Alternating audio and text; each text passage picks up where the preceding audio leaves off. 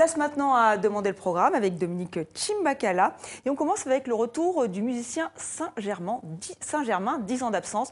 On se rafraîchit la mémoire avec un des morceaux qu'il a rendu célèbre.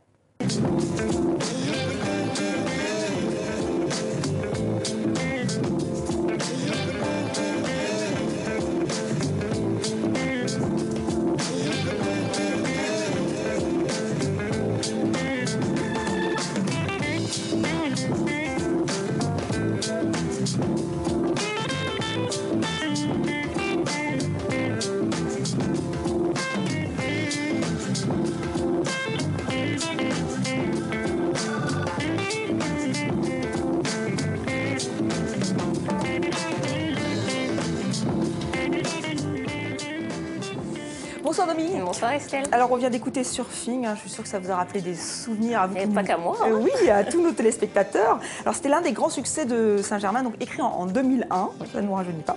On l'a vu derrière sa console pendant le concert, alors il fait son grand retour, 10 ans d'absence. Oui absolument, il fait son grand retour, donc il a un nouvel album qui va sortir le 9 octobre. Mais le premier titre est sorti hier déjà, ça s'appelle Real Blues et je vous propose d'en écouter tout de suite un extrait.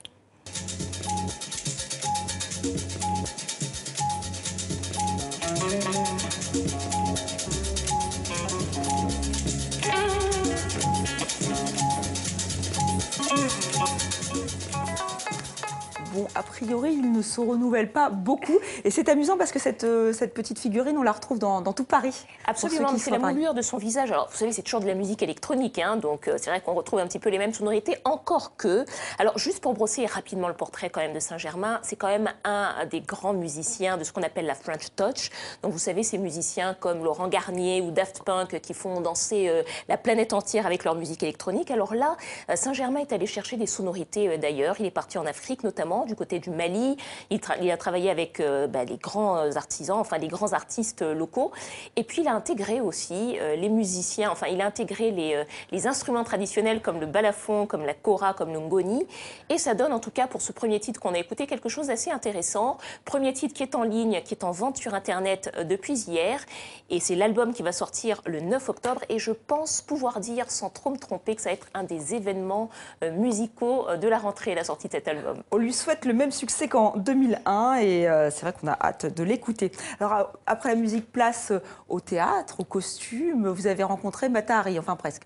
Presque, quasiment. Elle est aussi dans cette exposition. En tout cas, cette exposition s'appelle du No à Mata Hari, 2000 ans de théâtre en Asie. C'est une exposition qui passe en revue tous les théâtres asiatiques, donc le Japon, l'Inde, la Chine aussi. Alors, on a notamment une très très belle collection de costumes de l'Opéra de Pékin. Alors, c'est quelque chose de très rare, hein, parce que les pièces que vous voyez là, ces costumes, la plupart de ces costumes avaient été détruits pendant la Révolution culturelle sous Mao. Donc là, ce sont vraiment des spécimens. Mais cette exposition, c'est surtout une expo qui nous aide à comprendre et à regarder les théâtres asiatiques qui répondent pas du tout au même code que le théâtre occidental. Je vous propose de regarder ça dans ce reportage qu'on a tourné avec Hervé Labourdette et Emmanuel Banceline.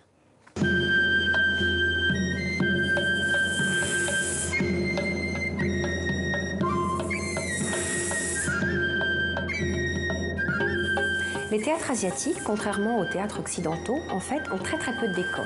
Sur scène, lorsque l'acteur apparaît, il est quasiment seul.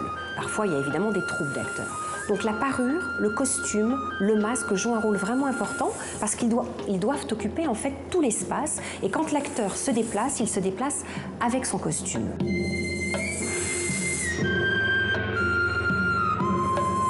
Cette très belle pièce en fait qui date du XVIIIe siècle est décorée de feuilles d'érable. Ça évoque l'automne, donc on sait déjà que l'action va se dérouler à l'automne.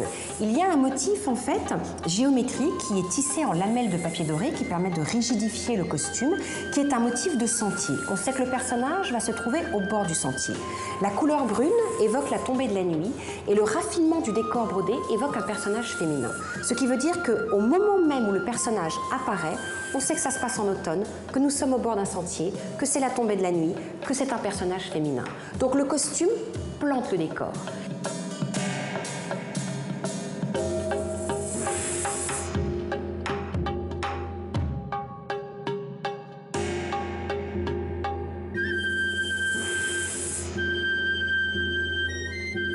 Voilà, il y a encore plein d'autres choses à découvrir jusqu'au 31 août, musée Guimet des Arts Asiatiques à Paris. Et on termine par le vol d'un objet précieux en Colombie cette fois. Eh oui, objet précieux parce que c'est un des exemplaires de la première édition de 100 ans de solitude de Garcia Marquez, Gabriel Garcia Marquez, colombien qui avait obtenu le prix Nobel de littérature. Alors, il a été volé dans une foire du livre à Bogota, la capitale colombienne. On va voir, voyez, regardez, le présentoir vide.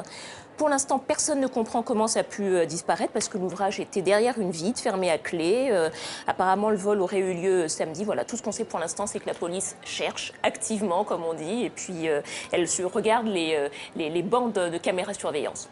Merci. En espérant savoir plus d'ici là. Très bien, merci Dominique. Et maintenant, place à contourner Pierre Bellemare, c'est l'invité de Patrick Simonin.